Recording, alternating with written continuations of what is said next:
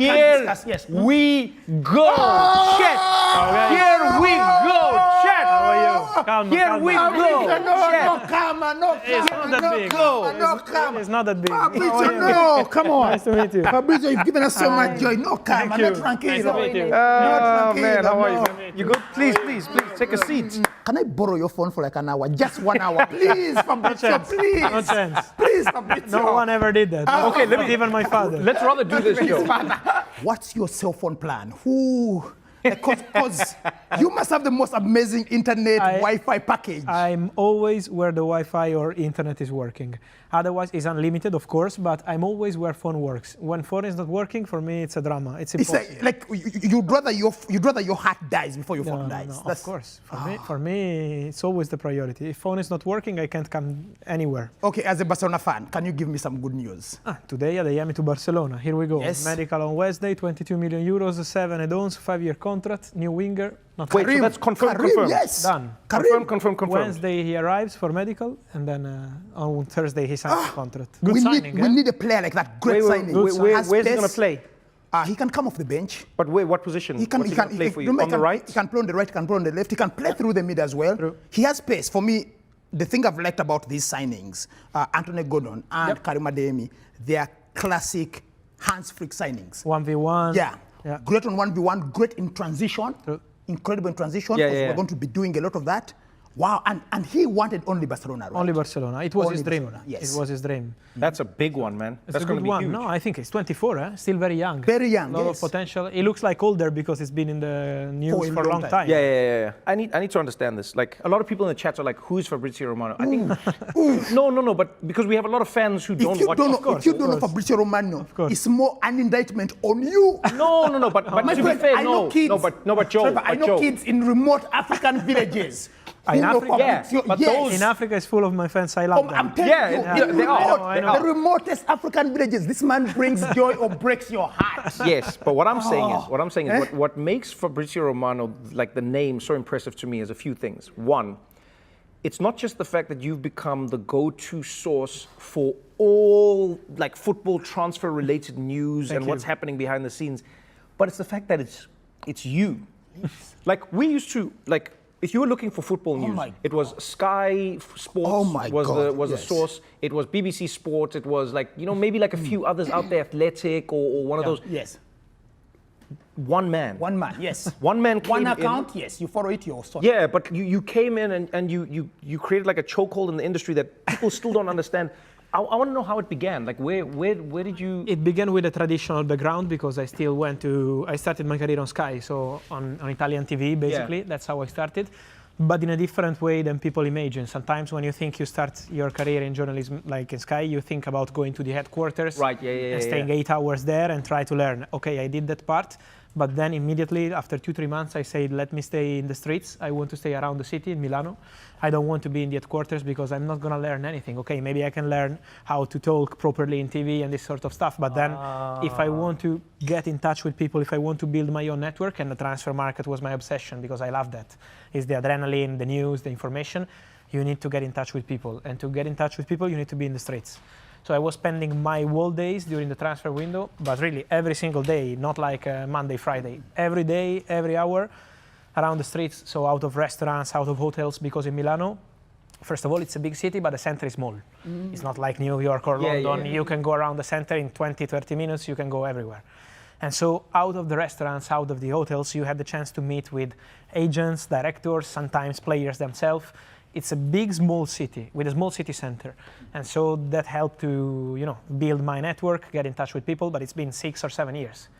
Every single day from June 1st to September 1st, the whole summer window, and in January. So 4 months per year, every day around the city, talk with people, wait for people when it's cold, when it's very hot during the summer.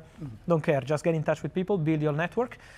And then that's life, because at the end of the day, some of these people who maybe were small people who were considering me at the time, maybe the director of a small club, then started growing. We invested early. Yeah. Yes, he got in Facebook when Facebook was still I'm like in college. What's I also crazy, like that what's you crazy call to him me is- Fabrizio Romano because no one calls him that.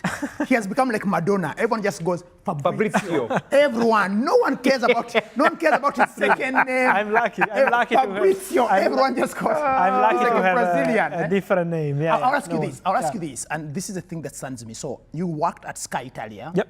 But the thing is, before you came, and Trevor alluded to it, Sky Sports used to be the go-to. Remember they would do interviews with Redknapp, Harry Redknapp. Yeah. It's They would tell you which legendary. plane was landing where, like who was doing they're gonna what. call, we're following this plane, or Harry Redknapp, they would the window would come down. I remember. And you tried to broke that and tried to disrupted it. Yeah, completely. You basically did to them like what Netflix did to Blockbuster. No, completely. So like, how did you go in knowing you were going to? Because they had like various sources. Of course. They had like a vast network. Of course. Did you go in knowing that you had the chance to do that, or did it just Not at organically? all. Not at all. If you ask me at the beginning, I was not even going to imagine 2% of what happened to me after. So there was no plan at all about this. Not at all. But I couldn't even imagine something like having so many followers, not even touching on Sky or all the other media.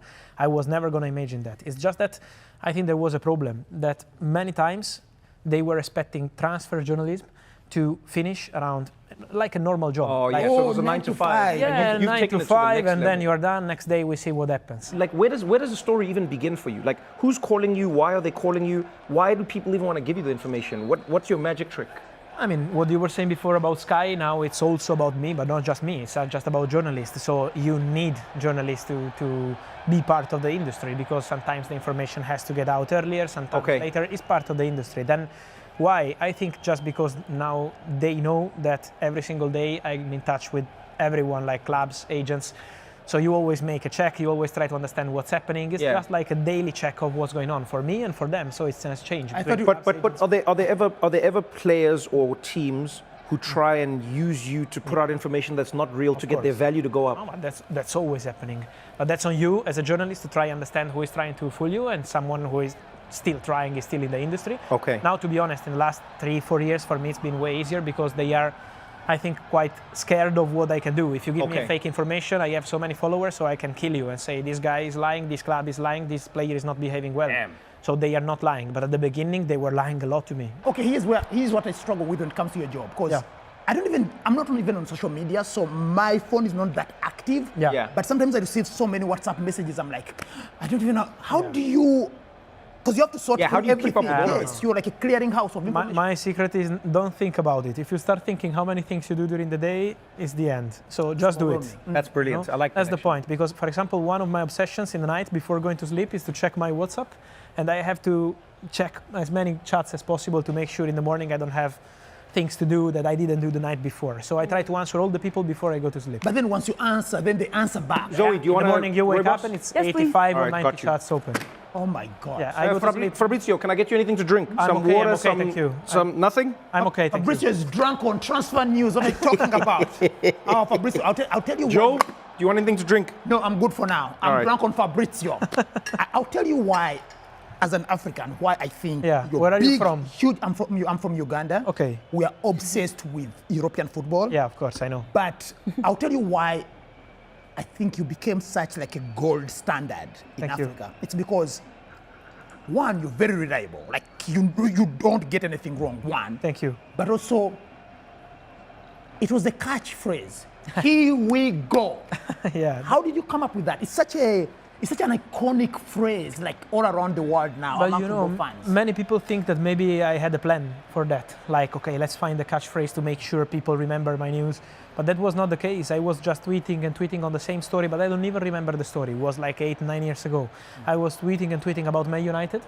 I remember it was a very long transfer, but I don't even remember which one. And then one day it was over, finally done. And I said, okay, here we go, like, finally, the story is over. And I see the little people started reacting like, okay, can you say here we go also for Arsenal, for Man United, for Barcelona? I said, okay, why not? Let's do that. And so the following transfer, I said, okay, let's try to do it again. And I see the excitement, and maybe people needed that. Yes. I feel that at some point, maybe you read, before the here we go, you were reading the stories or maybe watching the TV for the latest show. okay, you can hear my team is buying that player, but when it's done, Yes, when I can make sure that it's actually coming. And so I said, okay, maybe that's a good way to make sure people understand when the deal is really fixed and done. And so that's how we started. But I'm really happy with that because it started with the people. It was not a marketing strategy. Yes. It was done with the people. It's almost here we go. Yes, you see, because every time people hear that phrase, they go like, done. Yeah. Everything signed. All the signed, not yet, because I always say medical, yes. Yeah, heavy medical. There is a verbal agreement. Then I can't sign contracts. Look at Ederson now. For me, Ederson is here we go. The deal is done. The player is going for a medical. Then if he don't pass the medical, it's not in my control. I always say, if you want the 100% guarantee, go on the website of your team, refresh all the day, and you will find something. But fans are too impatient. They don't want that. That's why. They want Fabrizio to give them the scoop immediately. Yeah.